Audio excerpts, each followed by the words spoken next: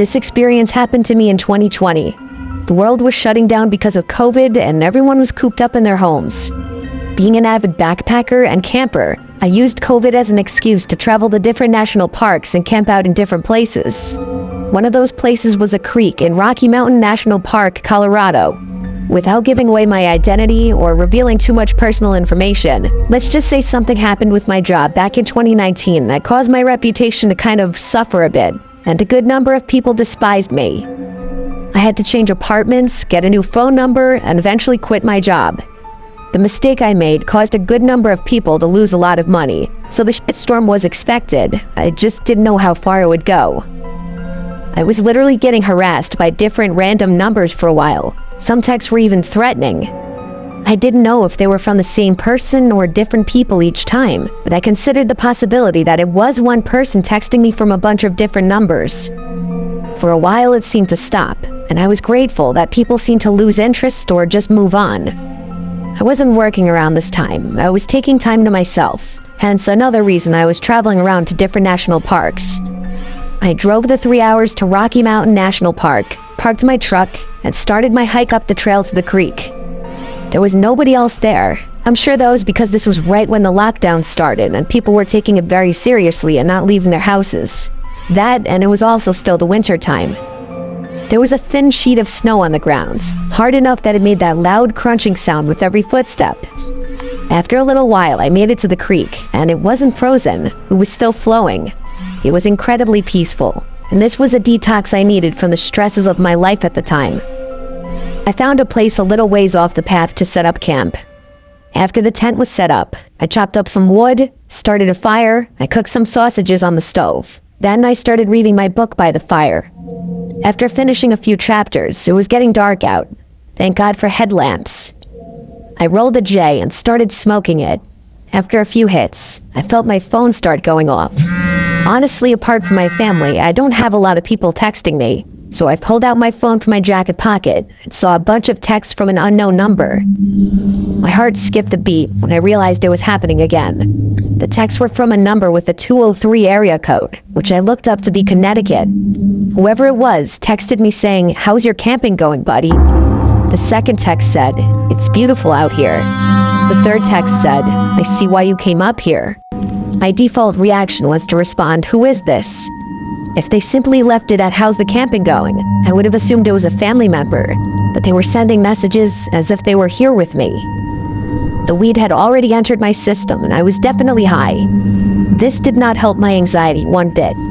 I felt extremely paranoid and started looking around me, standing up and doing a complete 360, looking in every direction out to the increasingly darkening woods. I went to get my P365 handgun from my bag just to make me feel safer. Usually I'd put a fire out before calling it a night, but as paranoid as I was feeling now, the thought of being in total darkness freaked me out. I went into the tent and crawled onto my sleeping bag. I stared at my phone, at the texts, waiting for a response which didn't come. Minutes dragged on, and I just wanted the weed to wear off, honestly. I still had my headlamp on, so I tried to continue where I left off in my book. But between being high and my mind being stuck on those texts, I was kidding myself thinking I could read. I decided to just watch YouTube videos on my phone to pass the time. I didn't feel comfortable going to sleep just yet. I was watching some murder documentary on YouTube. I know, a pretty interesting choice considering the setting. And when I least expected it, I got another text. A response to my question before. They responded, "Doesn't matter anymore." My heart started racing all over again. I replied back, "How did you know I'm camping?" But once again, no response after this. The anxiety of the situation was weighing heavier and heavier on me.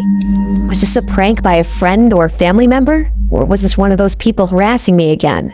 But if it was the latter, how would they know I'm camping? That's the really uncomfortable part. I managed to kill an hour just watching videos on my phone, and I noticed the glow from the fire outside was growing dimmer and dimmer as the fire died down to almost nothing.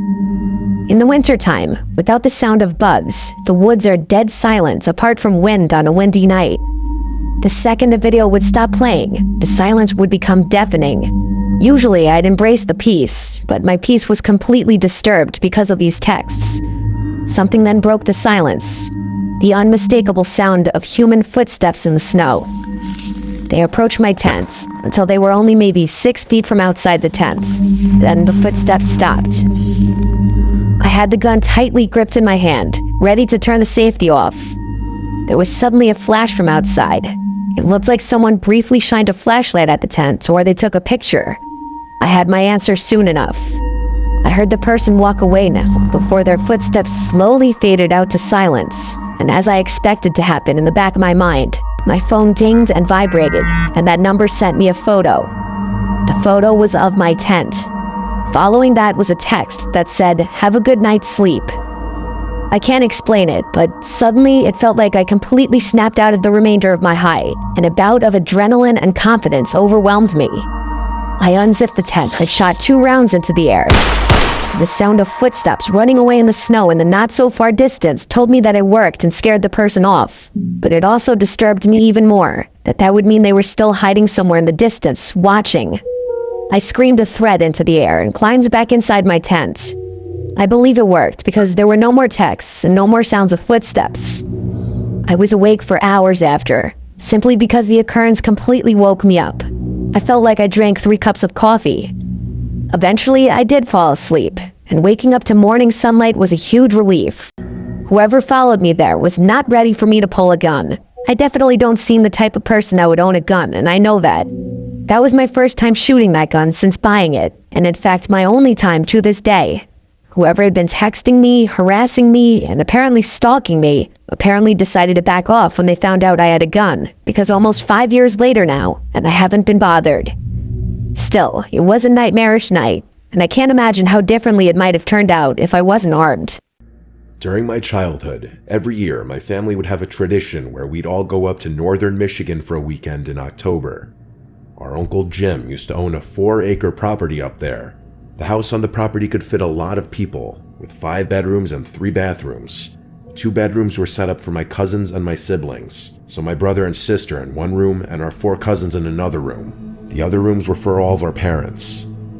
My Uncle Jim has always been a big hunter and fisherman. He'd go on camping trips specifically for hunting all around the country. My dad has gone camping with him a few times, even though he's an animal lover and would never harm a fly. Part of the 4 acres that my uncle owned was a big chunk of forest. He marked a line of trees with red paint to mark the property line. Beyond that was just forest owned by the county, I don't know. The nearest house in that direction was probably miles away. Me, my brother Adam, and my cousins Jake and Joe all came up with an idea at lunch when our dads were talking about hunting. We wanted to go camping in the woods that night. Our dads were on board with it. They were definitely already kind of drunk, so more likely to say yes to stuff. Our moms weren't as on board, but they didn't directly say no. So my dad and Uncle Jim took the 4 of us into the woods with a tent. My girl cousins and sister were not involved in this. It was just us boys. They led us into the woods, and when Joey, the youngest of us, started complaining that it's too far, they started laughing. That's how our dads are when they're together, especially when they drink. They loved messing with us as kids. Speaking of ages, I'm oldest. At the time, I was around 13. Adam and Jake were around 10, and Joe was around 9. We went beyond the property line, as there was this small clearing in the woods with a bunch of soft green, mossy-looking stuff that my uncle referred to as deer beds, I'm pretty sure. He said it was perfect for a campsite, and that he's used it before. My dad and Uncle Jim kind of gave us a half-drunk lesson on setting up a tent. They made us help out so that it wasn't just them doing all of the work. It was a really big tent, big enough for 4 people, especially kids. Once it was set up, we put our sleeping bags inside. We did this during the day because obviously it was infinitely easier than doing it at night. After all of that, we went back to the house and played games outside until dinner time. At dinner, our moms again expressed that they weren't fans of this idea, that we were too young to be out in the woods alone. Our dads insisted that we'd be fine, and I remember my dad making a joke that we'd be close enough for them to hear our screams if something were to go wrong. It wasn't until later on that our dads led us back into the woods to the tent. We all had flashlights and extra blankets since it was cold at night. I also brought a deck of Uno cards for us to play. When we all got situated in the tent, my dad and Uncle Jim left back to the house. We were suddenly alone in the woods. Honestly, we weren't as close to the house as you think. We were deep enough into the woods where you couldn't see any light from the house. We started playing Uno for a while. I'd say half an hour at least. Playing Uno is actually a really good time killer. It passes the time really well. The tent was lit up by our flashlights arranged in a circle. All was fun and swell, until we heard a scream in the distance. It sounded like a girl's scream. We all went silent and looked at one another with the same faces. I then remembered that foxes' screams sound like the scream of a woman, so I told everyone that. I saw how freaked out Joe was especially, but my statement calmed everyone down. We continued to play Uno. I actually won like every single round.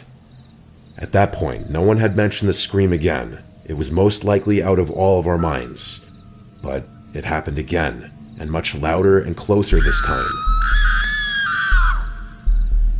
This time, it sounded a lot more human. We all went silent again. This time, even I was freaked out. Joe looked like he was going to cry. I told everyone to turn their flashlights off. We crawled to our respective sleeping bags and sat in the darkness. None of us had the courage to run out into the woods back to the house. It's that fear of running and being chased, and just catching the attention of whatever was out there with the sound of our footsteps. Somehow hiding inside of a cloth tent felt like the safer option, so we waited and waited in silence. We still whispered amongst each other, wondering if it could still be a fox. I was truthful and said, I don't know, hopefully. I don't know who heard it first, but we all sprung up and looked at one another again when we heard very fast footsteps crunching the leaves approaching the tent. Then they stopped, and there was an ear-piercing, gut-wrenching scream that sounded like a girl or woman's scream. It was right outside the tent, and the tent started shaking violently. All of us started screaming. Jake and Jim were screaming in fear, while my brother and I were screaming stuff like, "Get out of the tent." I unzipped the door to the tent, and one by one, we all ran into the woods with our flashlights on, the only reason we could see anything. That run back to the house was the most on-edge moment of my life, like a life or death kind of feeling. We made it to the property screaming the whole way, and our entire family was already outside in response to it. All four of us made it back safely. We explained the screams and the tent shaking, and they were all shocked and horrified based on their reactions. Then I noticed our cousins Jamie and Christina and my sister weren't outside. I called out my dad and uncle, accusing them of sending one of the girls to scare us, but when he showed us that the girls were already in bed, that's when it was clear. Someone we didn't know was out in the woods. Our dads went out to the woods with a couple of rifles and returned after a while, having found nobody. The next day, we all helped in bringing the tent and other stuff back to the house. Obviously, you can guess that that was a one and done thing. We never camped out in those woods again.